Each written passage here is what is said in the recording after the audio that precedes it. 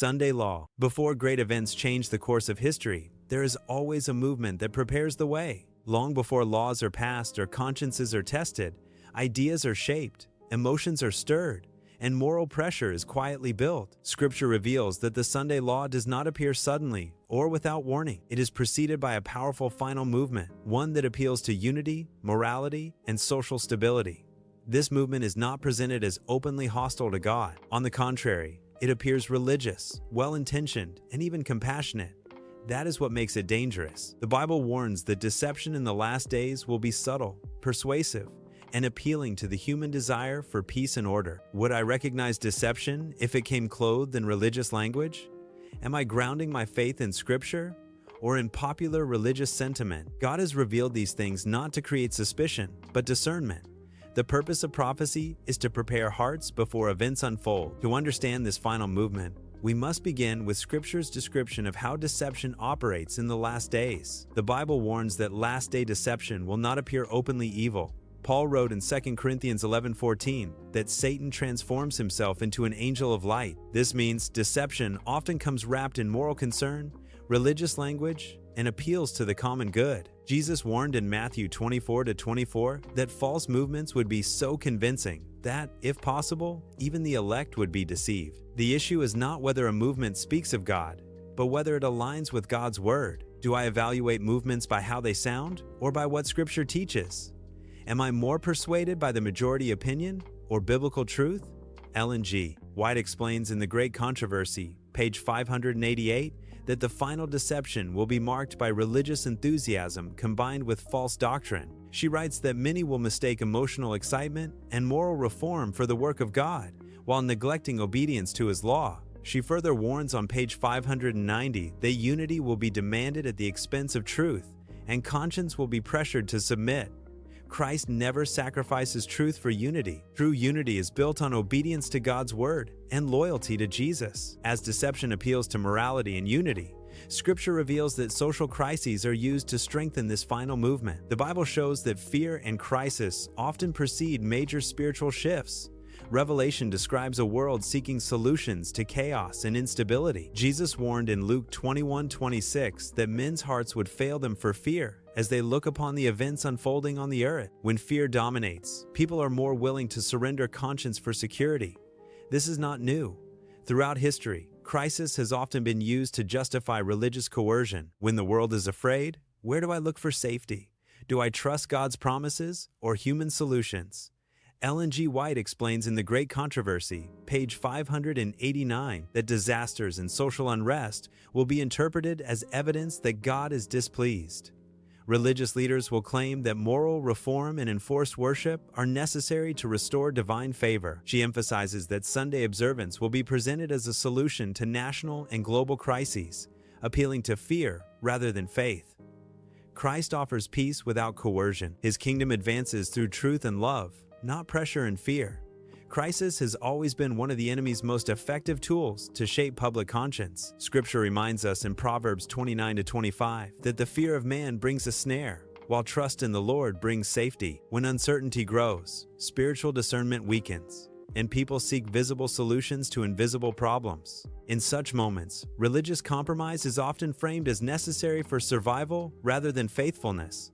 Jesus addressed this tendency when tragedy struck in Luke 13, redirecting attention away from blame and toward repentance and trust in God. The final movement reverses this logic, claiming that disasters occur because society has failed to enforce religious observance. Ellen G. White explains in The Great Controversy, page 590, that fear will be used to silence conscience and pressure compliance. Yet Scripture shows that God never forces obedience. He invites repentance. Those who know God personally will not be shaken by public fear because their confidence rests in His character rather than in collective opinion. As crisis fuels the final movement, Scripture reveals the specific religious change that becomes the focal point of loyalty. At the heart of the final movement lies a question of authority. God said in Exodus 31:13, "It is a sign between you, that ye may know that I am the Lord." The Sabbath identifies God as creator and lawgiver. Jesus affirmed the Sabbath's purpose in Mark 2:27, saying, "The Sabbath was made for man. It was given as a blessing, not a burden. Who has the authority to command, worship, God or man? Have I settled this question in my heart? Ellen G. White explains in The Great Controversy, page 605, that the Sabbath becomes the great test of loyalty because it reveals whose authority is honored. Loyalty to Christ is demonstrated through obedience motivated by love.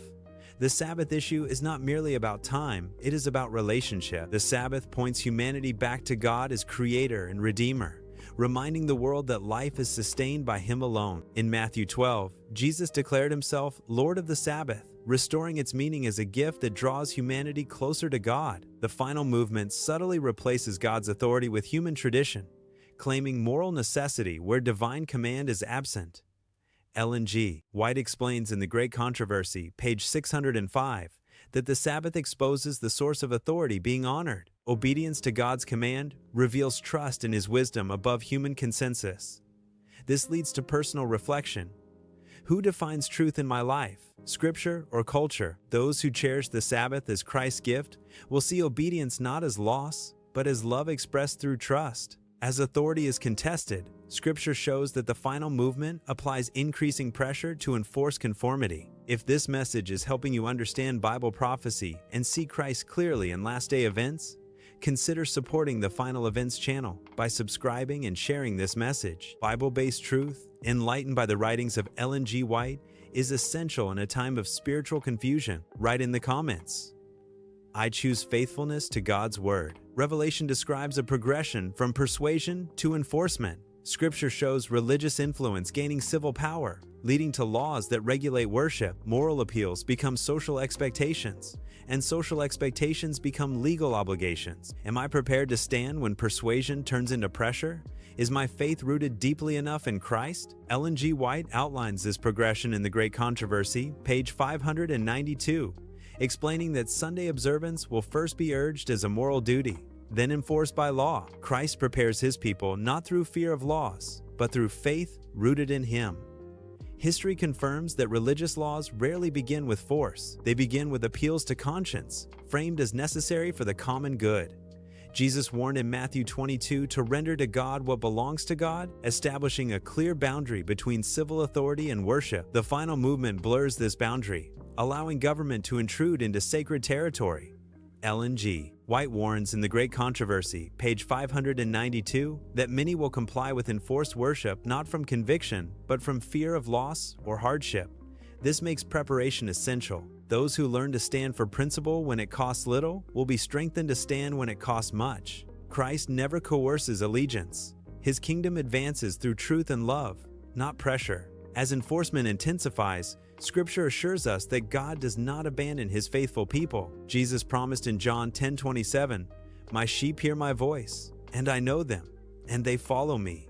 Loyalty flows from a relationship. Revelation describes God's people as patient and faithful, holding firmly to God's commandments and faith in Jesus. Do I know Christ's voice well enough to follow Him under pressure?